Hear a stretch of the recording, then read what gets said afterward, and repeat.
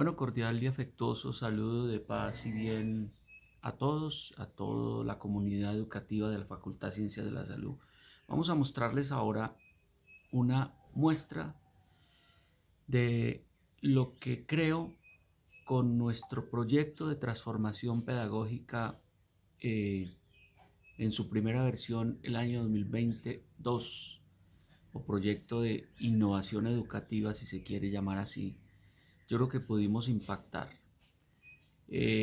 Hace muy poco o recientemente se hizo desde la Vicerrectoría Académica un encuentro por facultades y en la facultad hubo algunas personas que participaron en dicho encuentro y que mostraron experiencias. En este caso vamos a traer una muestra de ese encuentro, básicamente con una profesora que participó en todas las actividades que desde EduLab y desde nuestra facultad les propusimos como primeras estrategias, actividades que queríamos y que sabíamos podían de alguna manera impactar el quehacer docente. La profesora Mónica Murillo del programa de gerontología hace una exposición de todas, digámoslo así, las maravillas que se pueden hacer cuando se adquieren muchas competencias y sobre todo cuando se abre la mente a hacer cosas diferentes en el aula. Entonces, aquí lo traemos y esperemos que muchos más, sabemos que fueron 22 docentes que se graduaron del curso Moodle que les propusimos, pero muchos más participaron de las actividades que tenemos ahí, como los talleres y las capacitaciones individuales que tenemos con los docentes y que hemos querido hacer con este proyecto que esperamos ya ahora estamos en la segunda versión y esperamos no nos dejen morir. Ciencias Muchas gracias. metodológicas. Bien pueda, Mónica. Bueno, muy buenos días para todas las personas que están presentes el día de hoy. Efectivamente, pues quiero compartirles con ustedes hoy cuáles fueron las estrategias y algunas herramientas que utilizamos y que utilicé durante todo el año pasado, obviamente partiendo de lo que el doctor nos compartía, en donde se sentía como el rechazo por parte de los estudiantes para introducirse precisamente en lo que en este momento nos estaba pidiendo nuestra labor docente. Obviamente de parte de los docentes también hubo mucho rechazo porque no sabían manejar las tecnologías, porque no tenían computador en su casa, por muchas razones. Y pues bueno, fue un momento en el que, motivados por nuestro decano, tuvimos que empezar esta renovación y esta revolución que él ha llamado. Dentro de lo que quiero compartirles el día de hoy está precisamente las experiencias metodológicas que utilicé, guiadas obviamente todas estas por las capacitaciones y la cualificación que de parte de la universidad recibí. Fue un año complejo por tiempo, por dedicación, de estar más de 6, 7 horas dedicada precisamente a estas capacitaciones, pero eso nos dio la posibilidad de ir con más tranquilidad en el camino. Quisiera hacer unas conceptualizaciones importantes antes de compartirles estas experiencias de estrategias y herramientas metodológicas. Es importante que revisemos que para todo lo que implica ese proceso de aprendizaje, de enseñanza y aprendizaje mediado por tecnologías, pues obviamente tuve que partir de estas premisas en donde debíamos tener en cuenta los ambientes virtuales de aprendizaje deben ser planificados y obviamente deben ser diseñados. Muchos de nosotros no teníamos conocimiento de cómo debíamos diseñar nuestros ambientes virtuales y eso pues obviamente era bien importante y se constituyó en una de las herramientas que nos sirvieron también para compartir con los estudiantes. Debemos también tener en cuenta que el centro de atención en este tipo de aprendizajes virtuales, el centro de atención siempre será el estudiante. Obviamente en la presencialidad es igual, pero aquí se constituye obviamente en una imperativa necesidad de que ambos roles sean muy activos y que obviamente podamos como ir de la mano para que los estudiantes se sientan seguros. Esa comunicación y los canales de comunicación que utilizamos entre docentes y estudiantes eran esenciales para el proceso que estábamos llevando. Por lo tanto, la autonomía del estudiante era el factor predominante en la virtualidad. Y si bien he podido hacer como una comparación frente a lo que la presencialidad nos da, permítame un segundo que aquí se me adelantó esto. La autonomía del estudiante es un factor predominante y obviamente en la presencialidad uno pensaría que el estudiante es autónomo, pero en la virtualidad se fortaleció muchísimo más esto. Ellos podían sentir que no sabían cómo hacer las cosas, ni siquiera cómo ingresar a un encuentro sincrónico, pero de una u otra manera me las ingenié para que tuvieran esa posibilidad, esa facilidad. Incluso algunos tuvieron que recibir sus clases desde sus celulares, que para ellos en ese momento era muy complicado por los planes de datos, pero la universidad poco a poco pues fue eh, facilitándoles esto. Entonces, cuando nosotros hablamos que la autonomía del estudiante se fortalece mucho en esto nos lleva a la posibilidad de que podamos hacerle un seguimiento a los estudiantes de manera permanente y secuencial. Y obviamente esto solamente nos lo permitía tener unas muy buenas herramientas y estrategias didácticas que pudiera permitir obviamente ese acompañamiento. ¿Qué nos permitió la mediación tecnológica con ellos? Primero que todo, un proceso de cualificación importante para nosotros como docentes, lo que significó que nuestros procesos educativos y los espacios académicos que orientáramos fueran ayudados obviamente desde todas las orientaciones que nos daba la universidad, y eso nos permitió hacer parte del fortalecimiento de la estrategia virtual y la política académica curricular, que eran temas, digamos, muy distantes para algunos de nosotros los docentes, especialmente por los catedráticos. En este momento ya no es así. También que nos permitieron estas tecnologías desarrollar en nosotros como docentes unas competencias que no conocíamos porque no las necesitábamos posiblemente en la presencialidad. Bueno, algunos no las utilizábamos del todo, y obviamente al estudiante le permitió también desarrollar otras competencias, que fue la sorpresa que nos llevamos muchos de nosotros, como la creatividad, la iniciativa que tuvieron los estudiantes, pues fue un factor importantísimo para que tuviéramos un éxito tanto en el primero como en el segundo semestre del año pasado.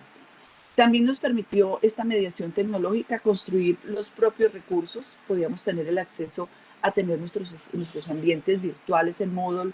En el caso mío siempre utilicé Moodle y Cisco. Sin embargo, pues otras compañeras utilizaron otras herramientas, pero para mí era fundamental estar alineada con la universidad, porque la universidad era quien me estaba capacitando y dándome todas las herramientas para que yo las pudiera utilizar. Entonces esa construcción del recurso de apoyo individual también fue muy importante. Y finalmente, pues conocer y manejar el entorno de las aulas virtuales, que para nosotros se constituyó en ese momento en una gran posibilidad. Y obviamente vamos a mirar entonces qué nos permitió esto con los estudiantes, y aquí quiero hacer como una claridad. Estos 10 puntos que estoy agregando en la diapositiva tienen que ver con comentarios que hicieron los estudiantes tanto a final del primero como del segundo semestre del año pasado en la evaluación que yo hacía desde el comienzo. Aprendí que la evaluación no solamente la debía hacer al final. Evaluación me refiero no a los parciales y a esto, sino que me refiero a la evaluación de la calidad de ese proceso de enseñanza-aprendizaje que estábamos teniendo. Entonces, estos 10 puntos que les quiero compartir tienen que ver precisamente con puntos que ellos mismos me manifestaron. Se facilitó la comunicación permanente entre estudiantes y docentes a través, obviamente, de los foros, del muro que teníamos en Moodle, de la mensajería interna que teníamos la posibilidad de utilizar. También manifestaban que pudieron explorar herramientas que eran propias en el campo, por ejemplo, nosotros de muchas de las asignaturas de la gerontología. Yo orienté 5, 6, 7 espacios combinando los 2 semestres, y obviamente eso les dio la posibilidad de ellos conocer otras herramientas diferentes. También nos dio la posibilidad de compartir material académico como lecturas, videos, presentaciones, compartir otras páginas web, compartir algunos blogs que posiblemente no los hubiéramos utilizado en la presencialidad. Tuvieron la posibilidad de tener numerosas actividades que nos permite la plataforma, como los foros, los cuestionarios, las tareas, las consultas, y todos obviamente estas actividades permitían que ellos elaboraran unos productos académicos de muy buena calidad. También el hecho de poder reforzar las normas APA y las etiqueta nos favorecían la presentación de los trabajos que ellos estaban haciendo y la participación académica también de cada uno de ellos. Pudimos también producir contenidos educativos como videos, gráficos, memes, que para nosotros o para mí personalmente no era como posible en la presencialidad, pero también se constituyeron en un elemento importante para trabajar con ellos y esto le dio a ellos como esa riqueza de tener otras opciones de contenidos en la virtualidad. También pudieron conocer e identificar los derechos de autor como una buena y adecuada práctica, algo que ha sido bien complejo con los estudiantes y por eso vemos incluso en muchos trabajos de grado cómo estos derechos de autor se violan y pues esto nos permitió también que necesariamente tuvieran la posibilidad de utilizarlos. De una u otra manera se promovió la investigación de los contenidos a través de la consulta, de la lectura, muchos materiales que ellos tenían en ese momento para trabajar. Nos dio la posibilidad también de generar instrucciones que permitieron que realizaran ese trabajo autónomo que en la diapositiva anterior les comentaba que es fundamental en la virtualidad. Y la utilización de unos formularios como los de Google nos dio la posibilidad de caracterizar a nuestros estudiantes en varias situaciones que necesitamos y requeríamos en ese momento. ¿Qué canales de comunicación utilizamos y utilicé personalmente en toda esta experiencia que les estoy compartiendo? Obviamente la mensajería de Moodle y de otras plataformas, el correo electrónico. Personalmente la comunicación por correo electrónico disminuyó un poco. ¿En qué sentido? En que en los encuentros sincrónicos teníamos la posibilidad de manifestar muchas de las inquietudes, no solamente tipo clase, sino que también cuando llegábamos a los encuentros asincrónicos ellos encontraban todo allí al servicio y de la información que ellos requirieran. Obviamente la plataforma de 5 Meeting fue fundamental, llamadas telefónicas, incluso con algunos estudiantes que tuvieron dificultades para recibir sus clases en los encuentros sincrónicos y asincrónicos, pues se les di a través de llamadas telefónicas. No fue muy alto el número de estos estudiantes, pero con el seguimiento y la revisión que hice detallada de todos los estudiantes de cada espacio académico que yo estaba orientando, pues me tomé, más que el trabajo, me tomé la decisión y la opción nueva para mí de hacer clases a través de llamadas telefónicas y fue bien interesante porque de una otra manera los contenidos tenían que llegar, esa relación no se podía perder. Algunos grupos de WhatsApp también los utilizamos para esto y lo que tiene que ver con Google Drive nos dio la posibilidad también de que tuvieran muchas herramientas. Dentro de las herramientas metodológicas que utilicé durante el año pasado, obviamente estas estuvieron muy influenciadas por la cualificación que de parte de la universidad estábamos recibiendo y a medida que las iba conociendo, pues obviamente las iba introduciendo en mi caminar docente. Aquí tengo algunas de las que utilicé y esas herramientas las divido en varias secciones. Unas que nos sirven para elaborar organizadores gráficos, que también les dio a los estudiantes la posibilidad de conocerlas y de descubrir otras opciones de hacer trabajos más allá de unos documentos planos en Word que a veces nos desgastan tanto tiempo a los docentes para revisar y para calificar. Tuve la posibilidad de compartirles a ellos la aplicación de LucidChat, que nos permite hacer diagramas de flujo, mapas de proceso y tener también unas pizarras especiales para trabajar. SimmalTalks, que son mapas conceptuales, Mindomo también y Lovely Chart también nos dio la posibilidad de que ellos pudieran trabajar estos mapas conceptuales que permiten como trabajar de manera muy visual, partiendo obviamente de esas habilidades y competencias que ellos tenían y que se facilitaba más para unos o para otros. Tuvimos en algunas asignaturas, al no tener la posibilidad de tener esos trabajos escritos que llamamos nosotros, pero sí les dimos la posibilidad, y especialmente en el programa de gerontología tuvimos una producción inmensa de videos, de notas de voz, a través de los cuales ellos entregaban sus contenidos y sus productos.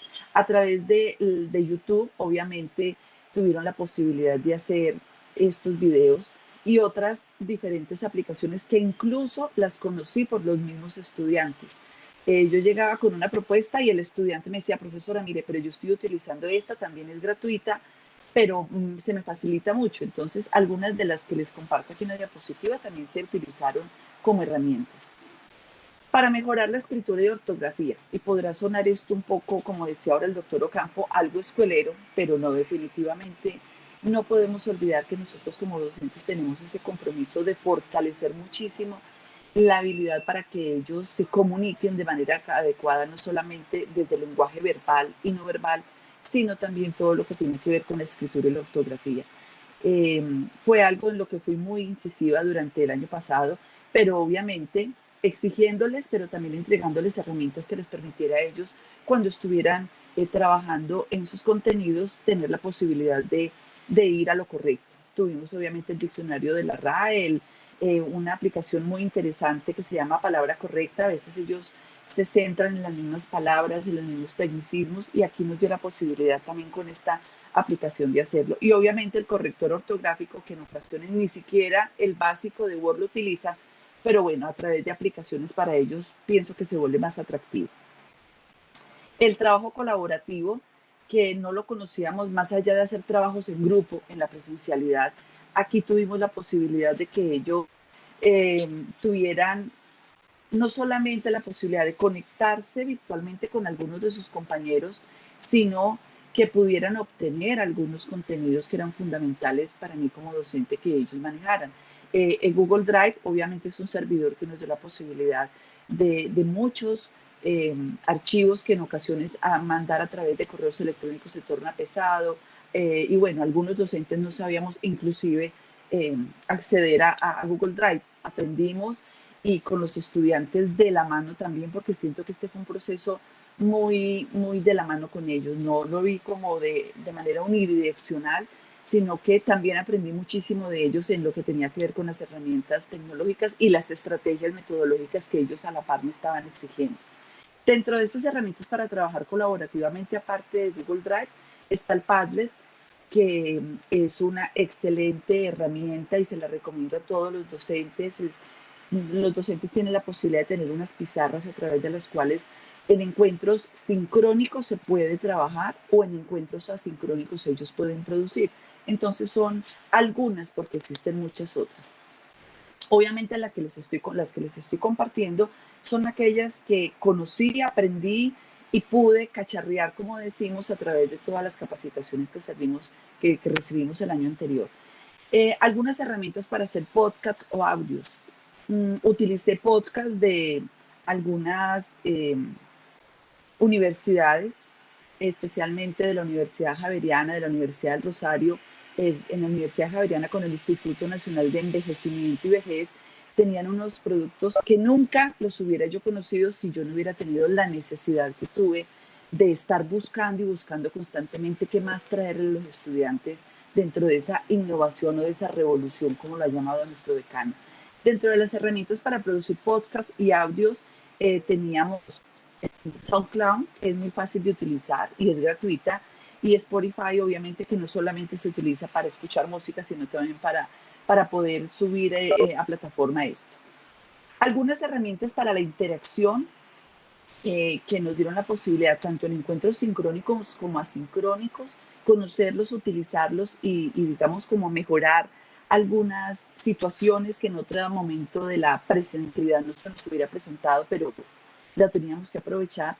Obviamente Cisco Web Meeting era fundamental, porque nuestra plataforma nos da otras posibilidades, además de estas, de estar conectados aquí, sino que nos tiene otras herramientas también importantes. Kahoot era otra de las herramientas importantes para trabajar, además que es muy creativa, muy colorida, y siento que muchos de los estudiantes que pasaron conmigo durante el año pasado pudieron, además de identificarse en ellos mismos que tenían esas competencias y fortalecerlas aún más, pues obviamente desarrollaron la habilidad para hacerlo. Y Quiz, que también nos da una gran e inmensa posibilidad para trabajar, como esa evaluación que se debe hacer durante algunos de los encuentros sincrónicos, ¿no? Para mantener la atención del estudiante, para romper con esa rutina tan pesada en la que se convertían los primeros encuentros de 1, 2 y hasta 3 horas, que los docentes no entendíamos cómo una clase de 3 horas le íbamos a dar en 45 minutos, que era